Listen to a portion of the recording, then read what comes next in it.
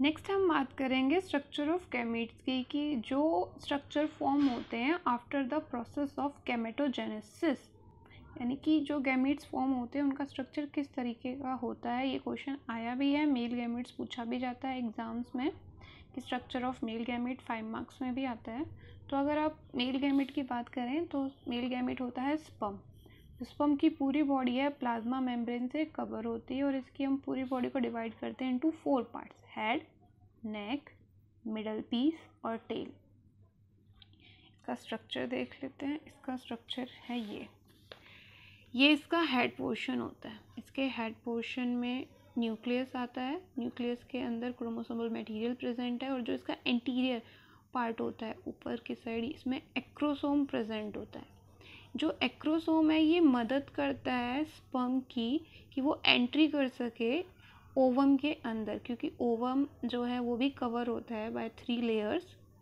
जो आपका एक्रोसोम है इसके अंदर कुछ एंजाइम्स प्रेजेंट होते हैं, जैसे हाइलोयूरानाइडेज एंजाइम। ये मदद करता है ताकि जो सेल है आपकी एग की वो जल्दी से जल्द डिजनरेट हो जाए। उसके बाद नेक पोर्शन क्या करती है, आपके हेड और जो मिडल पीस है इस दोनों को जोड़ के रखती है। उसके बाद आता है third middle piece. Middle piece के पास आप देखेंगे बहुत सारे माइटोकॉन्ड्रिया प्रेजेंट होते हैं। ये माइटोकॉन्ड्रिया क्या करते हैं, ये माइटोकॉन्ड्रिया एनर्जी प्रोवाइड करते हैं मेल गैमीट को ताकि वो स्विम कर सके, आगे की तरफ मूवमेंट कर सके, मोटिलिटी को बनाए रखे अपनी, उसे एनर्जी देते हैं ताकि वो आगे जा सके। उसके बाद इसके पास लॉन्ग टेल होती है जो इसकी मदद करती है स्विमिंग में, चाहे वो सेमिन के अंदर हो या फिर फीमेल जेनिटल ट्रैक्ट के अंदर एंट्री के टाइम पर हो। तो ये स्ट्रक्चर होता है मेल गैमीट का। इसमें मेन आपके आता है हेड, नेक, मिडल पीस और टेल। जो एक्रोसोम है आपका, यहाँ पर याद रखिएगा, जो एक्रोसोम है इसके अंदर एक एंजाइम प्रेजेंट होता है हाइलोयूरानाइडेज। ये इसमें नहीं लिखा हुआ, मैंने आपके जो पॉइंट्स हैं उनमें ये बताया हुआ है।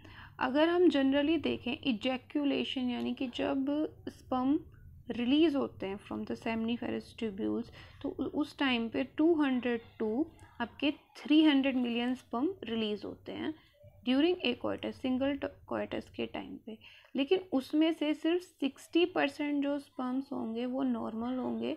बाकी के जो आपके 40% होते हैं उनमें कुछ विगरस, कुछ मोटिलिटी दिखाई देगी, नॉर्मल नहीं होके अब नॉर्मल मोटिलिटी उनमें दिखाई देती है तेज़ी से, शीघ्रता से। एक और चीज़, उसके बाद हम बात कर लेते हैं सेमिन के बारे में। सेमिन क्या होता है, हमने पहले भी डिस्कस किया था। ये वो मिल्की वाइट ऑर्गेनिक फ्लूइड होता है जो डिस्चार्ज होता है from the penis of a mail.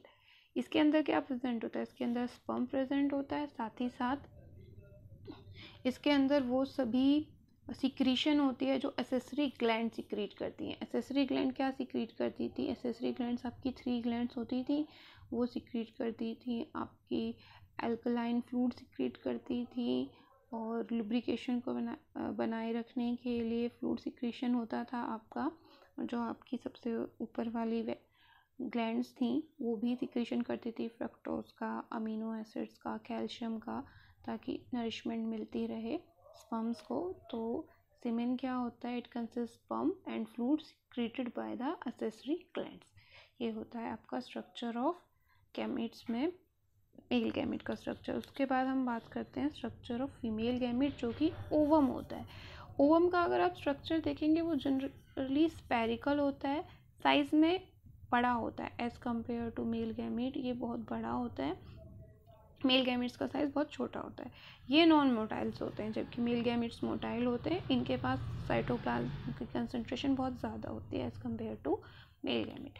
फिर अगर हम इसकी मेम्ब्रेन देखें, एग मेम्ब्रेन या ओवा मेम्ब्रेन, इसमें 3 मेम्ब्रेन प्रेजेंट होती हैं, आउटर, मिडल एंड इनर। जो आउटर मेम्ब्रेन होती है उसे आप बुलाते हैं कोरोना रेडिएटा, मिडल मेम्ब्रेन को जोना पेल्यूसिडा, इनर मेम्ब्रेन को vitelline membrane. Corona radiata form होती है, जो फॉलिकल सेल्स होती हैं ओवरी के अंदर, हमने देखी थी फॉर्मेशन होती है फॉलिकल्स की सराउंडिंग द 2 साइड्स, तो ये उसी से फॉर्म होती है। जोना पेल्यूसिडा कवर करती है विटेलाइन मेम्ब्रेन को। ये विटेलाइन मेम्ब्रेन जो सबसे अंदर वाली मेम्ब्रेन होती है ये बहुत ही थिन होती है। It is the structure of ovum. हमने एक और बात अभी की थी oogenesis के टाइम पे, जब ओवा रिलीज होता है फ्रॉम द ओवरी तो वो एक प्राइमरी जो आपका उस इट्स है उसकी फॉर्म में वो वहाँ से रिलीज होता है। तो ये आपका वही है सेकेंडरी oocyte की फॉर्म में, और ये उसकी पोलर बॉडी प्रेजेंट होती है जिस पर हम यहाँ पे एंट्री करता है। तो ये उसको सिग्नल देता है जिससे कि वह अपनी डिवीज़न को कंप्लीट करता है। Outer layer corona radiata, after that zona pellucida. जो इनर मोस्ट होती है विटेलाइन मेम्ब्रेन, इन दोनों के बीच में जो स्पेस प्रेजेंट होता है उसे आप बोलते हैं प्री विटेलाइन स्पेस। ओवा के अंदर प्रेजेंट साइटोप्लाज्म को आप ओप्लाज्म भी कहते हैं, और ये स्पिंडल होते हैं फॉर सेकेंड मेयोटिक डिवीज़न के लिए जो इसमें प्रेजेंट होते हैं। तो it is the structure of male and female gamete. उसके बाद हम बात करेंगे मेंस्ट्रुअल साइकिल के बारे में। मेंस्ट्रुअल साइकिल, जो मेंस्ट्रुअल साइकिल होती है ये रिप्रोडक्टिव साइकिल्स होती है, और ये फीमेल में ही प्राइमेट्स में होगी, मंकी, एप्स और ह्यूमन बींग्स में ही ये आपको देखने को मिलती है। जो मेंस्ट्रुअल साइकिल्स है इसमें 2 टर्म्स आती है, एक होती है मेनार्क और एक होती है मेनोपॉज। जो फर्स्ट मेंस्ट्रुअल साइकिल बिगिन होती है at the time of puberty, यही डिनोट करती है, उसे आप बोलते हैं मेनार्क। और इस टाइम से एक और हम टर्म यूज़ कर सकते हैं कि इस टाइम से जो फीमेल है वो कैपेबल हो जाती हैं रिप्रोडक्शन के, तो वो मेनार्क होती है। जो मेंस्ट्रुएशन का टाइम होता है साइकिल का ये 28 to 29 डेज़ का होता है। और उसके बाद एक टर्म आती है आपकी मेनोपॉज। हाँ, यहाँ पर जो मेनार्क है उसके लिए एज डिफ़र होती है, 10 to 12 ईयर्स एज भी हो सकती है फीमेल की, या फिर इससे भी ज़्यादा हो सकती है because of the hormonal secretion, weakness, कोई भी फैक्टर, जेनेटिक फैक्टर्स की वजह से ये लेट भी हो सकती है। मेनोपॉज क्या होता है? ये परमानेंट सीजिंग यानी कि परमानेंटली बंद होना मेंस्ट्रुअल साइकिल्स का in female due to depletion of oocytes की डिप्लीशन की वजह से, उसे आप बोलते हैं मेनोपॉज। और ये अराउंड 50 ईयर्स की एज में फिनिश हो जाती है। फिर अगर हम बात करें फेसेस की, तो मेंस्ट्रुअल साइकिल में 4 फेज होते हैं, वैसे तो मेनली 3 होते हैं, लेकिन हम ओव्यूलेशन को भी इसमें काउंट करते हैं। Menstruation, follicular ovulation, luteal phase. Menstruation phase, सबसे पहले मेंस्ट्रुएशन फेज कौन सा फेज होता है? ये फेज आपका 3 to 5 डेज़ के लिए होता है। इस टाइम पे क्या होगा, जब ओवा रिलीज होता है ओवरी से, कॉर्पस ल्यूटम की फॉर्मेशन हो जाती है। कॉर्पस ल्यूटम प्रोजेस्टेरोन हार्मोन की सिक्रेशन होती है। तो उस वक्त यूटेरस की जो इनर मोस्ट लेयर होती है, एंडोमेटीरियम लेयर, वो थिक होनी स्टार्ट हो जाती है। वो थिक होनी क्यों स्टार्ट हो जाती है? क्योंकि जैसे ही ओवा रिलीज होता है यूटेरस अपने आप को प्रिपेयर करता है, फर्टिलाइजेशन हो, प्रेगनेंसी हो, ताकि वो जो आने वाला फीटस है उसको प्रोटेक्शन प्रोवाइड कर सके। लेकिन इन केस अगर फर्टिलाइजेशन नहीं होता है, ओवा रिलीज हुआ, स्पर्म आखिर फर्टिलाइज नहीं हुआ है, तो उस केस में क्या होगा, एंडोमेटीरियम लाइनिंग है वो टूटेगी, और वो जो है in the form of blood release होगी फ्रॉम द वेजाइनल कैविटी। ये कब होता है? ये चीज़ को और डिनोट करता है, अगर ये फेज़ नहीं होता, मेंस्ट्रुएशन नहीं होता, इट इंडिकेट प्रेगनेंसी, तो ये भी पॉसिबल है जो फीमेल है वो प्रेग्नेंट हो। ये इफ़ेक्ट होता है किन किन चीज़ों से? स्ट्रेस से, पुअर डाइट से, पुअर हेल्थी कंडीशन, इन सब चीज़ों से ये अफेक्ट होता है।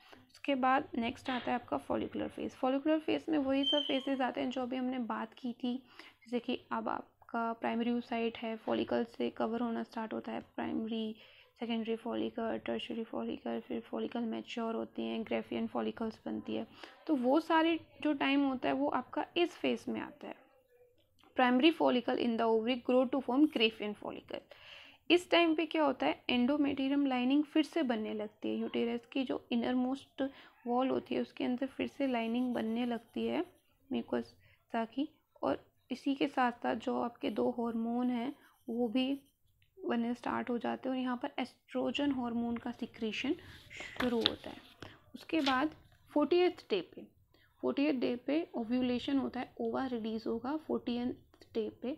जब ओवा रिलीज़ होगा तो ग्रेफियन फॉलिकल्स जो होती हैं वो रप्चर हो जाती हैं, उसको रप्चर करके ही ओवा बाहर आता है। ये प्रोसेस होती है रिलीज ऑफ ओवा फ्रॉम द मैच्योर फॉलिकल, उसे आप ओव्यूलेशन कहते हैं। लास्ट फेज होता है ल्यूटियल फेज।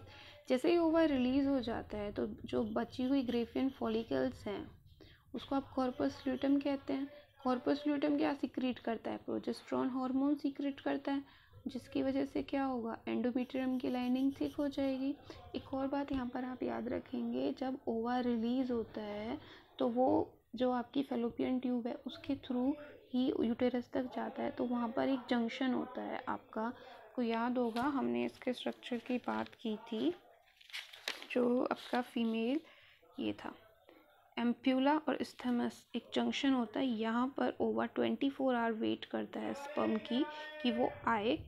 अगर वो नहीं आता है इस टाइम में तो ये ओवा है आगे बढ़ जाता है। स्पर्म और ओवा की फर्टिलाइजेशन इसी साइड पे होना ज़रूरी है, तभी प्रेगनेंसी हो पाती है, अदरवाइज़ नहीं होगी, फर्टिलाइजेशन टेक प्लेस नहीं करेगा। तो लास्ट फेज़ था आपका ल्यूटल फेज़, इसमें कॉर्पस ल्यूटम फॉर्म होता है। कॉर्पस ल्यूटम प्रोजेस्टेरॉन की सिक्रीशन करता है जो कि एंडोमेट्रियम लाइनिंग को थिकनेस में मदद करता है। जब अगर इन केस फर्टिलाइजेशन हो जाती है आपके एम्प्यूला और इस्थमस जंक्शन के साइड पे, तो उससे क्या होगा? मेंस्ट्रुअल साइकिल रुक जाएगी, यानी कि मेंस्ट्रुएशन फेज रुक जाएगा। लेकिन अगर प्रेगनेंसी नहीं होती है, कॉर्पस ल्यूटम डिजेनरेट हो जाएगा। इससे क्या होगा? एंडोमेट्रियम की जो लाइनिंग है वो टूट जाएगी फिर से, और वो वेजाइनल जो एरिया है वहाँ से ब्लड की फॉर्म में और म्यूकस डिस्चार्ज इन दोनों को रिलीज़ करेगी, और ये साइकिल फिर से रिपीट होती रहेगी। ये है इसका diagram. Menstruation phase 3rd to 5th days होता है, उसके बाद आपका फॉलिकुलर फेज चलता है 30th डे तक। जो आपका 40th डे है उस दिन ओवा रिलीज़ होगा। उसके बाद ल्यूटाइल फेज स्टार्ट हो जाता है, यानी कॉर्पस ल्यूटम का सिक्रीशन, सिक्रेटरी फेज, और 29 डेज़ के बाद फिर से ये साइकिल शुरू हो जाती है। यहाँ पर हार्मोनल चेंजेस भी दिखाए हैं। 40th डे जिस दिन ओव्यूलेशन होता है उस दिन एस्ट्रोजन हार्मोन का लेवल इंक्रीज़ हो जाता है, साथ ही साथ LH का लेवल भी ज़्यादा होता है। These are the changes which occur during the menstrual cycle, और हम कह सकते हैं इवेंट। ये आप देखेंगे oocytes हैं आपके, ग्रेफियन फॉलिकल्स जब तक नहीं बनती है ये मैच्योर होता है, और इसी फेज़ को आप क्या बोलते हैं? Follicular phase. इससे पहले वाला फेज़ होता है मेंस्ट्रुएशन फेज़। ओव्यूलेशन होता है, ओव्यूलेशन के बाद जो ग्रेफियन फॉलिकल्स रह जाती हैं उससे कॉर्पस ल्यूटम बनता है, येलो सब्सटेंस, जो क्या करता है? प्रोजेस्टेरॉन के लेवल को इंक्रीज़ करेगा। ये देखिए प्रोजेस्टेरॉन के लेवल को ये इंक्रीज़ करता है। This is all about menstrual cycle.